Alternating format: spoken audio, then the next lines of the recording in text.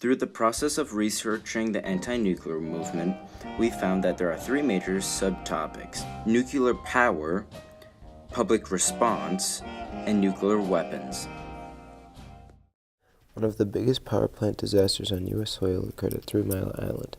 The event that occurred at 3 Mile Island in 1979 was a partial core meltdown. One large result of this disaster was the lack of trust the American people had in their government. After the government told the people that the likelihood of a problem with the reactor was as high as a meteor striking the Earth, the people felt safe around the power plant. After the core melted down, people couldn't trust the government for anything.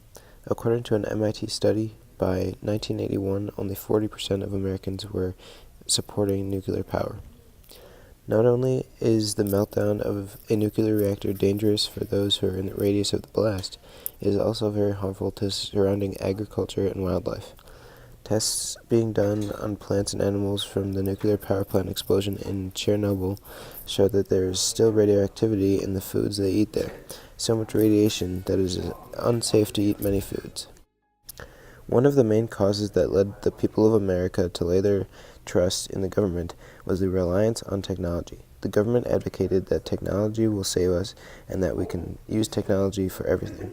By relying on technology in the case of 3 Mile Island, the people were let down, rarely to leave their trust in the government's hands again. Though the use of nuclear power can prove to be quite dangerous, once mastered, it is quite efficient and powerful. It is the source of power for homes across the country and the world. Nuclear power also serves to provide energy to submarines. During the Cold War, people were extremely scared because the US and Soviets had been competing in nuclear, ballistic, and missile production. People even in their homes were constantly scared because they could be attacked at any moment. Anne Delgado was in her early 20s working for the nuclear freeze movement during the Cold War. There's a clear dominant narrative about the people in public in this article about Anne's personal connection. Her parents were previously involved with Vietnam, and now there's another war. Just for protesting the government, officials would arrest you like they did to her. She was trying to balance school and a job while protesting the government. This uproar disturbed the public very much and created rallies and riots. This conflict interfered with jobs and normal lives because of the fear and the aggression of the police. As protests went on, much didn't change until the 1980s and 90s when people realized that a nuclear war must not occur. According to Reagan, nuclear weapons could be the cause of a disaster. Reagan said a nuclear war cannot be won and must never be fought. Big changes did not prevail globally, but the movement opened up everyone's eyes, including big politicians. He was standing up for all the days and people who were involved in the movements.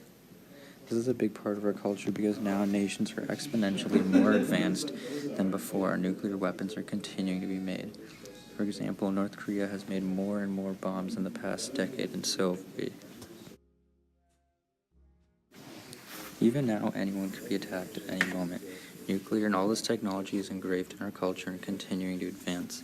We have fission power plants, and we are also working on fusion because it's exponentially more efficient. When people think about the word nuclear, they immediately think about nuclear weapons. This man-made terror has the power to utterly destroy any target on Earth. Nuclear warheads release their destructive energy through nuclear fission or fusion. The first use of a nuclear warhead was in World War II when the United States dropped its uranium-based bomb codenamed Little Boy on the city of Hiroshima. The US then dropped its plutonium-based bomb, Fat Man, on the city of Nagasaki. These warheads compelled the US's enemy, the Soviet Union, to create their own arsenal.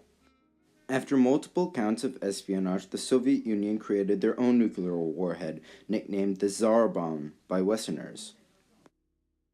When tested, this bomb produced a menacing 50 megatons.